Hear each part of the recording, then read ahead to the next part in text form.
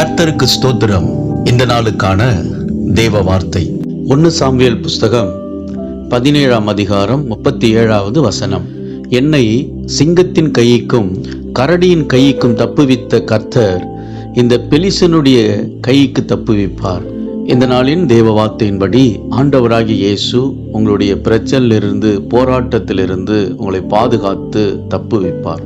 கோலியாத் என்கிற மனுஷனை பார்த்து சவுல் ராஜாவும் அவனோடு இருந்த இஸ்ரவேலின் சேனையும் பயந்து நடுங்கிக் கொண்டிருந்தார்கள்.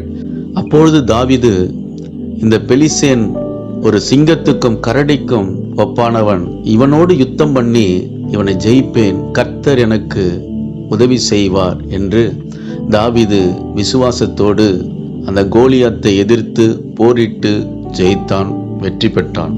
ஆண்டவர் தாவீதுக்கு கிருபை செய்தார். அன்பானவர்களே, உங்கள் வாழ்விலும் சில போராட்டத்தின் பிரச்சனை மத்தியில் நீங்கள் இருக்கலாம்.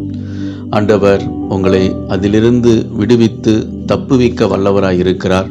உங்கள் சூழ்நிலையை ஆண்டவர் மாற்றுவார். எல்லாவற்றிலிருந்தும் விடுதலை உங்களுக்கு உண்டாகும். விசுவாசியுங்கள், மகிழ்ந்து களி கூறுங்கள். இயேசு உங்களை ஆசீர்வதிக்கிறார். ஆமென்.